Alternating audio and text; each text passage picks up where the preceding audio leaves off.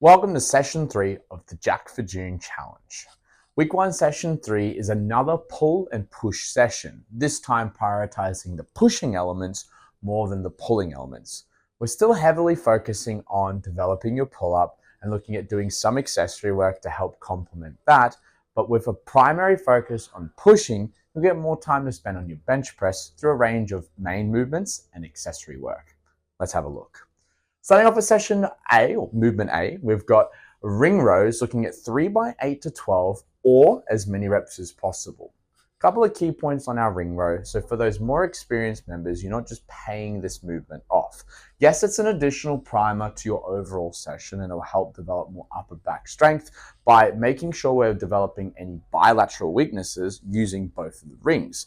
Rings, unlike a pull-up, forces both arms to work at its own level of strength. So if you have a lacking arm, like your left arm isn't as strong as your right, will help by developing both sides, and we won't be able to favor one side like we can in a pull-up where you see some people pulling to one side.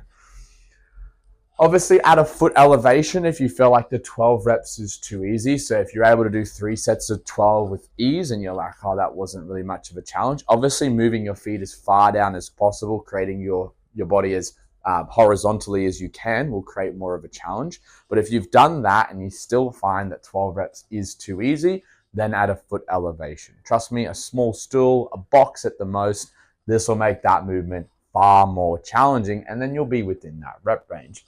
Once again, you're still exceeding that 12 reps. There's an option to perform as many reps as possible. Hopefully that will get the better of you. Our B component is going to be dumbbell cleans. Now, even though it reads like it's a power clean, this is just a broad term for it, but we're looking for hang.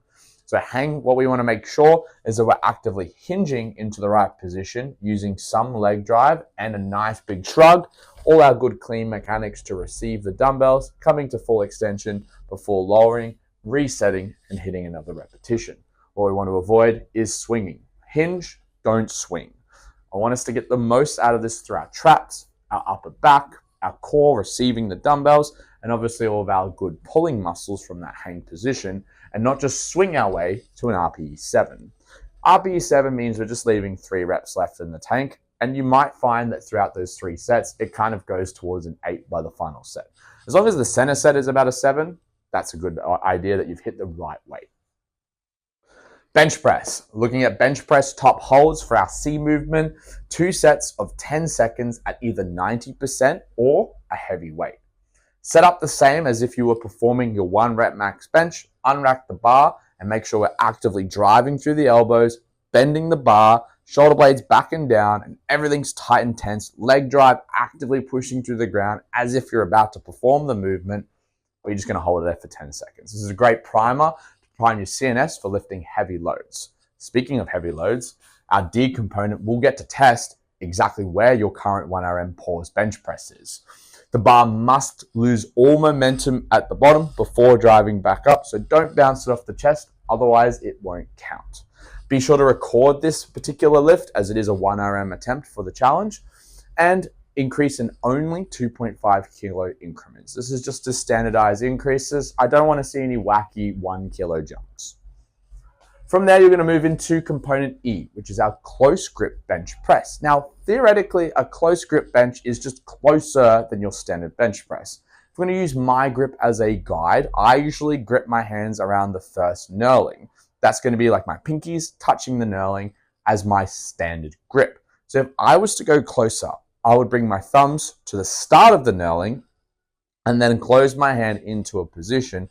Theoretically, for me, that'd be around about 5 to 10 centimeters closer than my original grip. That being said, you're obviously going to be different to me. So if you already have a close grip like that, you might go even closer where your fourth finger or your middle finger is over the knurling, which will bring you a little bit closer than normal. Keep in mind, if you go too close, it's just going to be very wrist dominant, so you might feel some strain. 3 sets of 12 reps with an intensity set at the end at 50% or an RPE 8. Now, keep in mind, final set is an intensity set. We've done a few of these throughout the program already, but it just means as many reps as possible. Obviously, if you've chosen the correct RPE or weight, RPE 8, you should only be able to get 14 reps in that max set. That being said, if we're hitting closer to that 50% as a guideline, you might struggle to get over 12. You might end up getting 13 at the most. Keep in mind what number you get, because next week we're looking at improving on that percentage, but the reps stay the same. So you're going to try and beat that weight. It's going to be interesting. A little bit heavier. Can you get the same, if not one more rep? It's awesome to try and find out. Final component is our F component, which is incline dumbbell curls, looking at 5 sets. It's a lot of sets. 12 to 15 repetitions at an RPE 7, leaving about 3 reps left in the tank. A 45-degree inclines, the bench is just propped up a little bit. This will force a restriction on the back, so you can't swing the dumbbell as easy. It allows us to really focus on isolating the biceps. You can alternate or you can do dual. It's going to be your choice, but just make sure we hit that 12 to 15 rep range. And this is a good way to test your RPE 7. Because of the 5 sets being such a high rep range, you might end up starting with set number 1 and 2 kind of feeling like a 6 out of 10. Set 3 actually feels like that 7. And then set 4 and 5 might even get close to an 8 or 9. It's going to be a hard scale to kind of figure out, but this is a good way to play around with it. We'll come back to this movement in later weeks in the program. That covers our week 1, session 3, our pull and push day number 2. I'll be back for week 1, session 4.